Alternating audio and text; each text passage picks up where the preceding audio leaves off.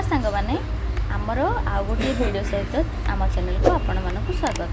चलतु आज आम पोई पत्र रे गोटे झटपट रेसिपी बनैबा जहाँकि छोट बड़ समस्त हेल्दी अटे। प्रथम आम नहीं कि बतुरा अरुआ चाउल ता संगे नबा अध चामच जीरा, गोटे कंचा लंका, किछि धनिया पत्र बा धनिया पत्र नथिले आपण भृषंग पत्र भी नहीं पारिबे, गोटे सुखिला लंका, 3-4 कोला रसुण और गोटे छोट अदा और ता संगे आम किसी आड करवा हलदी, लुण दे पारे कि लुणटा पचाई देले भल। हलदी नहीं कि आम ग्राइंडिंग करदे। देखु ए ग्राइंडिंग करने नौगला आमर पिठो बटा रेडी होगला।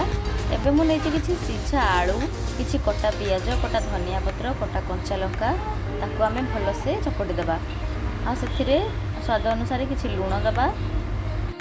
जदि आपणक पाखरे सोरिष तेल अच्छी ताहले आपण ताकू टिके ऐड करेंगे, से बहुत भल बास्ना होता है। एठी मु ऐड करी घर तैयारी जीरा लंका गुंड जहाँकि बहुत बढ़िया बास्ना दबा और टेस्ट दे थाए। यह आपण एमती न बनईकि आपण आलू चटणी आलू चकटा जगार आपण आलू चटणी बा आलू भर्ता जो आप करेंगे ताकू नहीं पारे। ये मुझे सोरिष तेल ऐड कर देछि तो ये आपको भूसी चकटी देवा। आमर आलू चकटा रेडी हो जाए आ पिठो रेडी हो जाए। पिठो आम टिके स्वाद अनुसार लुण देदेबा। ये लुण देलापर मो पाखे टिके सुखिला लंकार छेचा थिला जहाँ आप चिली फ्लेक्स कहते टिके सुंदर देखा बोली मुझे पिठो पकई देछि। टिके राग भी लगी भल लगी पाटी को ताको मु ऐड कर देछि। एबे टिके पिठो गोटे गोलीदेबा। एठी मु गोटे तावा को गरम करके नहीं जाइछि, तेल किछि दे देछि। एपटे आम पत्र नहीं जिबा। पत्र रे आलू को आलू जो चकटी रखी ताकू पूरा भलिया सबआडे स्प्रेड करदेबा और आउ गोटे पत्र ता ऊपर आनिकी आम सेट करदेबा। आउ गोटे पत्र ता ऊपर टिके देकी आपण साइड रो टिके चापी देबे, से इजीली चापी हेकी रहि जिवो कारण आलू टिके अठा जातीय जिंस थाए तो से रहि जिवो। सेथिरे ताकू आपण आनिकी पिठो रे बुड़ेबे आ ताकू नै कि तावा रे दे देबे। एबे हमर हे गला पूरा दिया पोई पत्र पिठो। आपण तो नॉर्मल पिठो खाइदिले किंतु एटी हे गला पूरा दिया।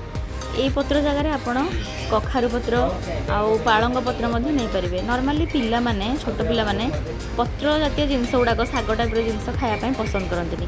तो जमी आप आलू ता भितर देदेवे कारण आलू प्राय सब पिला मानकर प्रिय, तो पिला माने से पत्र को आलू सहित खाईदेवे। तो तांको हेल्दी है जिनसटी घोड़ेदेबा टी सीझीज। गोटे पट सीझीगला अब टे ओल्टेदेबा। ओल्टे देलापर आउ टे समय आर पट भी ओल्टेकी टे घोड़ेकी छाड़देबा एमती कि से पत्रटा टी सीझो। जेहेतु पत्रटा कंचा थिला तो पत्रटा को सीझापी आम आउ थे ओल्टेकी समस्त को घोड़ेकी छाड़देबा। ये नॉर्मली 5 मिनिट कि 7 मिनिट भितर रेडी हो आपणकर। एबे देखंतु प्राय हो गलानी। आउ आपण टिके ताको खोलारे छाड़देबे, माने खोलारे टिके बसेबे नियारे ताकि से टिके गोल्डन ब्राउन बा क्रिस्पी क्रिस्पी ऊपरटा हो जाए। चाउल दिया है ऊपरटा बहुत बढ़िया क्रिस्पी हो जाए, भितर सॉफ्ट सॉफ्ट आलू और ऊपर क्रिस्पी क्रिस्पी चाउलर जो आण थिला बा पिठो थिला बहुत टेस्टी लगी थाए। छोट बड़ आप समस्त खाईपर और टेस्टी लगे। यहाँ आप खाली भी खाईपर स्नैक्स टाइप रो टेस्टी लगी थाए, ना आप साइड आइटम हिसाब से आप भात सहित खाईपर। देखो ये 3टा हो जाए, सेपट बड़टा टे होनी ताकू टे छाड़ी दूसरी 3टा मुझे काढ़ी दूसरी। बड़टा टिके पर हो अधिक अच्छे आलू से सीझिनी। देखो रेडी होगला आपणकर आमर रेडी होगला पोई पत्र पूरा दिया पोई पत्र पिठो। यह बहुत देखो केते सुंदर देखा और बहुत क्रिस्पी होती।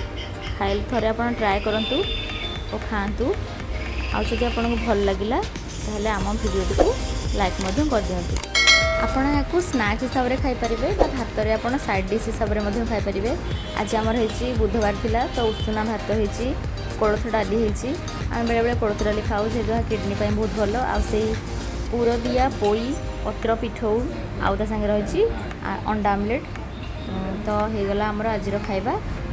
जदि आम भिडियोटी आपको भल लगी तेज लाइक करूँ, शेयर करूँ, कमेंट करूँ और आम चैनल को सब्सक्राइब करनी। धन्यवाद।